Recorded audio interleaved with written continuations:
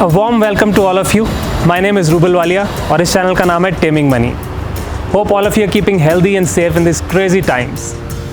आज का टॉपिक है फाइनेंस के कुछ बेसिक कॉन्सेप्ट्स. हो सकता है हमने ये स्कूल या कॉलेज में पढ़े हों, पर इसकी प्रैक्टिकल नॉलेज थोड़ी सी कम है. तो आज बात करेंगे इनकम की, एक्सपेंस की, लाइबिलिटीज़ और एसेट्स. ये सब चीज़ें क्या होती हैं, राइट? इनकम और एक्सपेंस फिर भी थोड़े सिंपल टर्म्स हैं. जो पैसा आपके पास आ रहा है वो इनकम है, जो पैसा आप खर्च कर रहे हैं, आपके यहाँ से जा रहा है, वो एक्सपेंस है. That's pretty normal. प्रॉब्लम आती है लाइबिलिटी और एसेट्स में. फॉर एग्जांपल, आप पैसा इकट्ठा करते हैं सालों साल और एक लंप सम बनाते हैं और एंड ऑफ दैट पीरियड, वो पीरियड जो भी हो, 5 साल, 10 साल, 20 साल, एक घर खरीदते हैं, right? In your mind you buying an asset. I am not saying all of you. बहुत लोग सोचते हैं कि घर बन गया तो एक एसेट बन गया.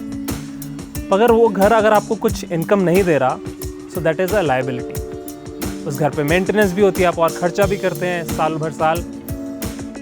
तो घर खरीदना अपने रहने के लिए इज़ अ लाइबिलिटी. घर और रियल एस्टेट अगर आपने खरीदा है जिसमें से आपको कुछ इनकम आ रहा है, whether that's a rental income or whether that's a return on investment after you sell it, is what becomes an asset, right?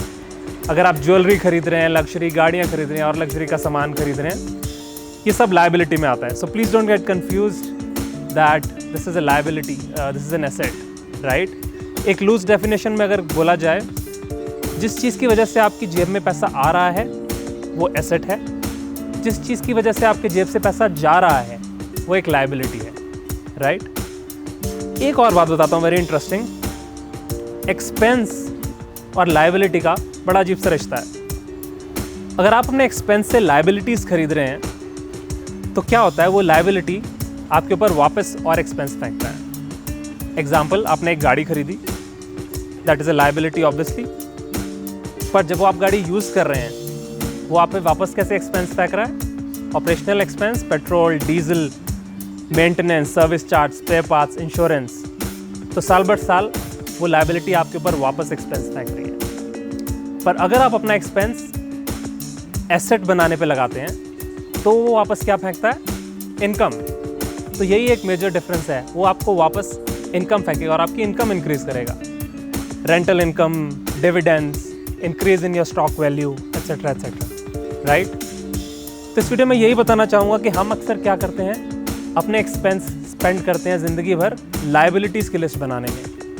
मैं आप लोगों को एनकरेज करना चाहूँगा, अपने एक्सपेंस स्पेंड कीजिए एसेट्स की लिस्ट बनाने में. Whether they are stocks, whether they are mutual funds, other sort of financial investment, real estate even, which obviously gives you some sort of income.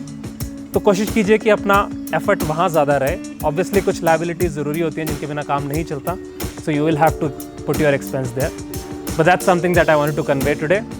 इस वीडियो का credit देना चाहूँगा एक very interesting book जो मैंने पढ़ी है हाल ही में, रिच डैड पुअर डैड.